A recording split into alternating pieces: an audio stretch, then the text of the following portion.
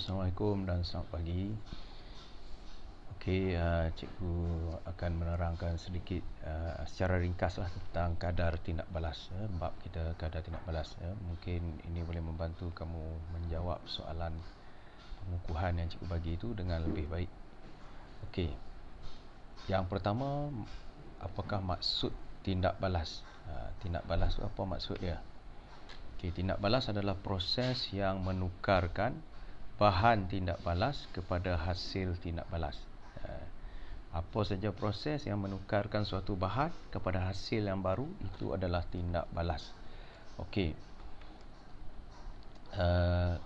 maksudnya untuk tindak balas ni dua bahan terlibat. Bahan tindak balas iaitu bahan mentah dan hasil tindak balas. Okey, semasa tindak balas berlaku, bahan tindak balas akan berkurangan. Kuantiti bahan tindak balas akan berkurangan. Contohnya kalau bahan tu pepejal, jisim dia akan berkurangan. Kalau bahan tu contohnya asid, kepekatan dia akan berkurangan.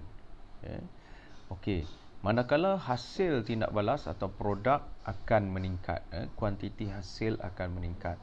Contohnya pembentukan mendakan, makin lama dia makin tebal, makin tinggi mendakan tu. Ataupun kalau eksperimen tu ataupun tindak balas tu membebaskan gas, isi padu gas dia makin meningkat. Ya. Okey.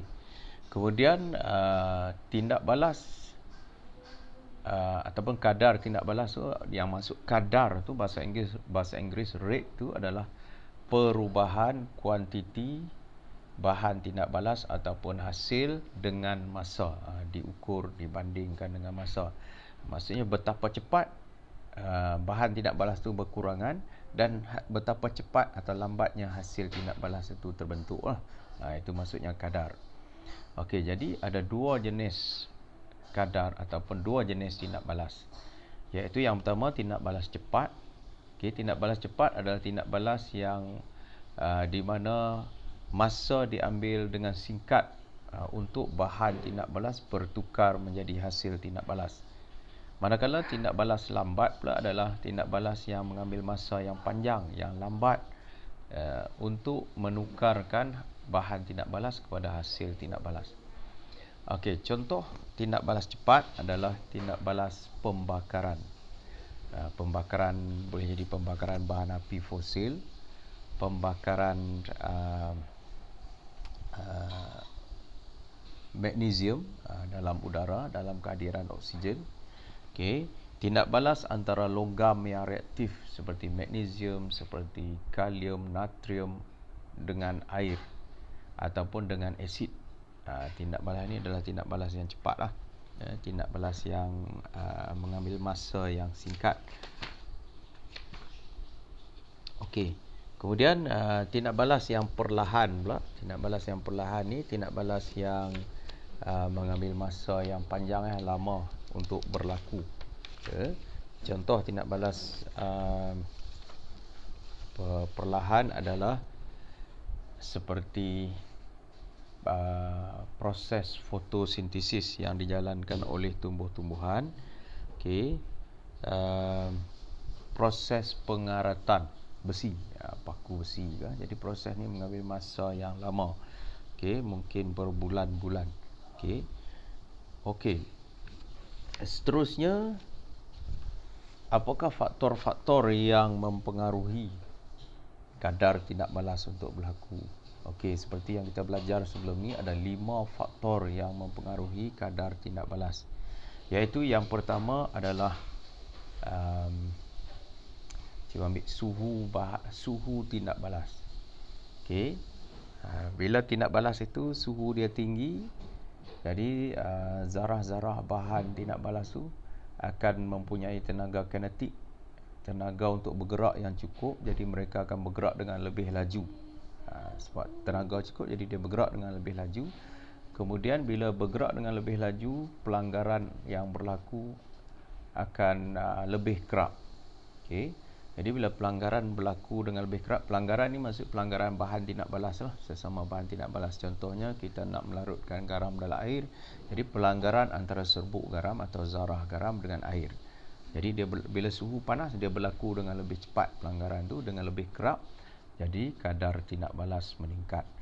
Okey, faktor yang kedua adalah dari segi saiz bahan. Okey. Maksudnya saiz tu besar atau kecil. Okey. Jika saiz bahan itu kecil, kita guna saiz bahan yang kecil. Jadi saiz bahan yang kecil mempunyai jumlah luas permukaan yang terdedah, exposed surface area yang lebih besar. Okey.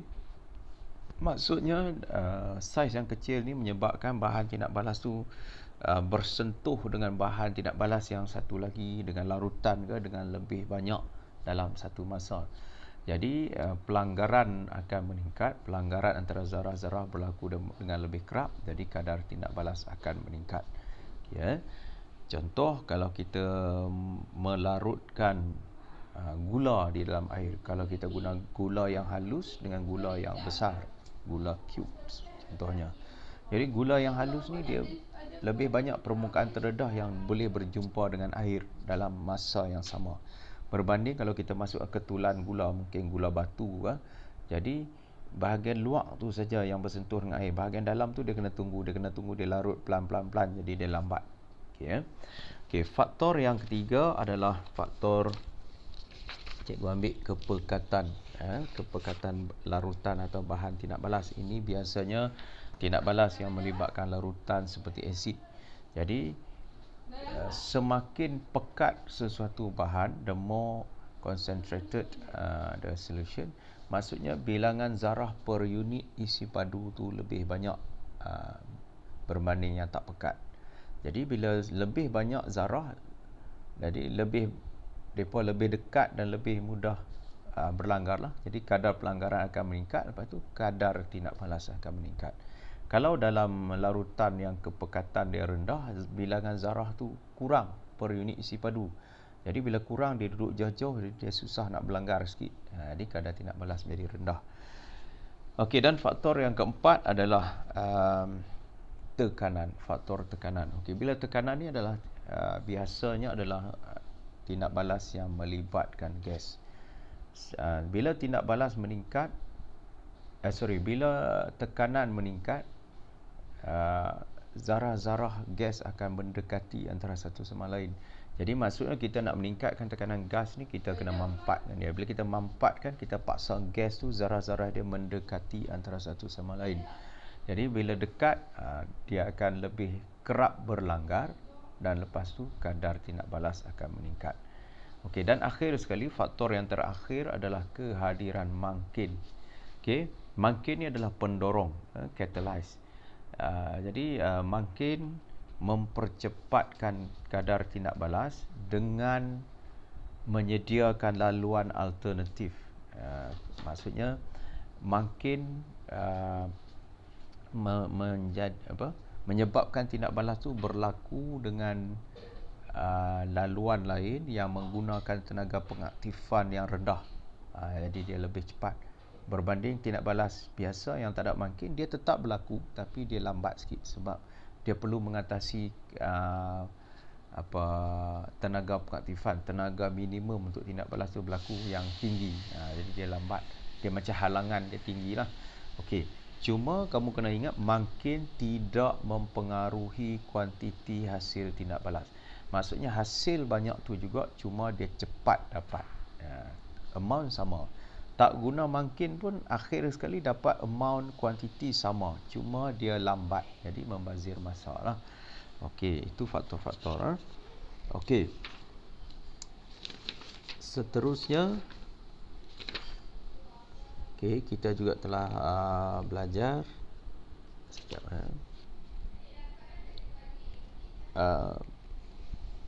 proses haba dan proses sentuh.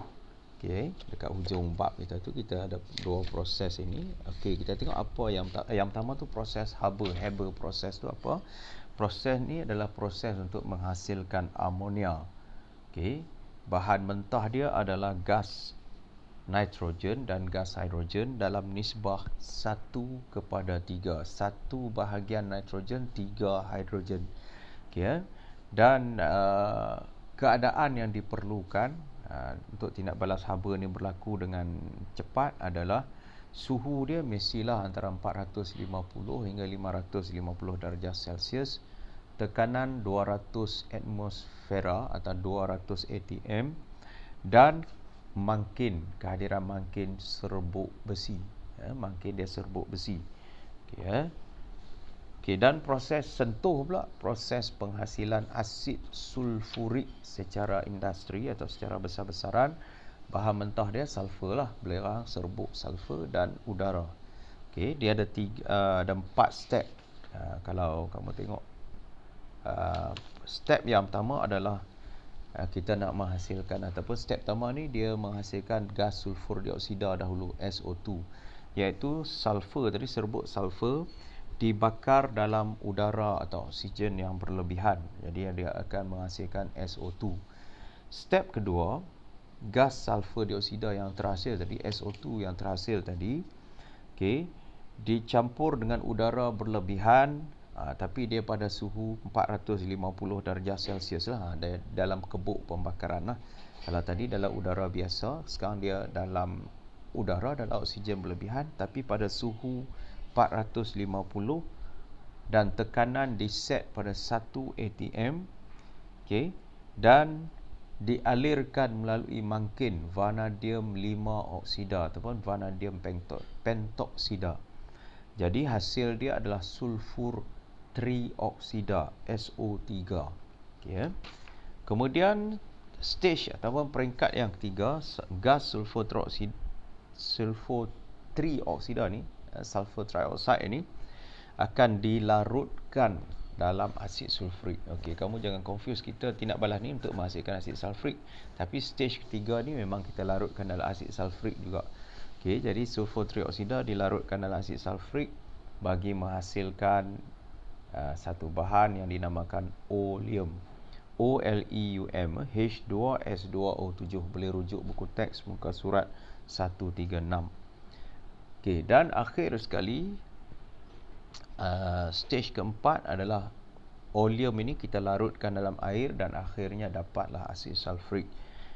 Kita tak boleh ambil, cikgu nak kongsi sikit lah, sulfur trioksida tadi. Mungkin ada pelajar kata, kenapa tak larut terus dalam air dapat asid sulfurik, tak payah stage keempat dah. Okey, sebab sulfur trioksida ni kalau kita terus larutkan dalam air, jadi dia akan menghasilkan haba yang tinggi, dia akan boleh merosakkan radas dan membahayakan kita lah. Jadi sebab tu dia kena hasilkan oleum dulu, lepas tu oleum tu kita larutkan untuk menghasilkan asid sulfurik. Okey, dan akhir sekali, kita memang sedia mengaplikasikan keadaan tindak balas ni dalam kehidupan seharian, antara kita sedar dengan tak sedar saja. Contohnya di rumah kita memang ada peti sejuk. Kita tahu tujuan kita beli peti sejuk tu adalah nak simpan makanan dan supaya makanan tu tahan lama. Itu tujuan utama, bukan nak buat ais sangat pun. Okey, kita nak simpan makanan supaya tahan lama. Okey, kenapa bila makanan disimpan dalam peti sejuk, makanan tu tahan lama? Okey, sebab peti sejuk tu, suhu yang rendah itu memperlahankan tindak balas kimia dalam makanan, tindak balas enzim yang boleh merosakkan makanan, dan juga memperlahankan tindak balas mikroorganisma seperti bakteria dan kulat yang menguraikan makanan. Jadi makanan kita akan jadi tahan lebih lama. Ya. Contoh lain adalah kalau kita memasak, kita memotong makanan yang nak dimasak tu kepada kepingan ataupun ketulan yang kecil. Contohnya kamu nak masak kentang, kamu tak masak seketui besar tu. Sebab kamu tahu bila besar tu dia susah nak masak, mungkin bahagian dalam tak masak sebab dia tak bersentuh dengan air panas, suhu yang panas. Jadi kita potong kecil-kecil. Jadi itu sebenarnya kita menambah luas permukaan terdedah. Okey, kemudian kalau kamu perasan, tapi sekarang kita guna mesin basuh, mungkin kita tak rasa sangat. Kalau kamu pernah membasuh pakaian menggunakan deterjen, sabun serbuk tu, kalau kita selalu basuh menggunakan tangan kita, kita akan rasa hujung-hujung jari kita tu sedikit pedih. Sebab sabun pencuci deterjen di dalam dia dimasukkan mangkin atau bahan kimia ataupun enzim biologi untuk mempercepatkan proses pencucian pakaian yang kotor, kotoran. Okey. Biasanya dia ada enzim protease dan lipase lah. Enzim ini akan menghadamkan, mencernakan kotoran dalam bentuk protein. Sebab tu jari kita rasa pedih dan nipis, sebab jari kita tu, kulit kita tu protein. Jadi dia menghadamkan permukaan kulit kita. Okay, Jadi cikgu harap kamu dapat menjawab soalan pengukuhan dengan baiklah. Okay, kita akan bincang pada Google Meet akan datang. Okay, sekian, terima kasih. Assalamualaikum dan selamat sejahtera.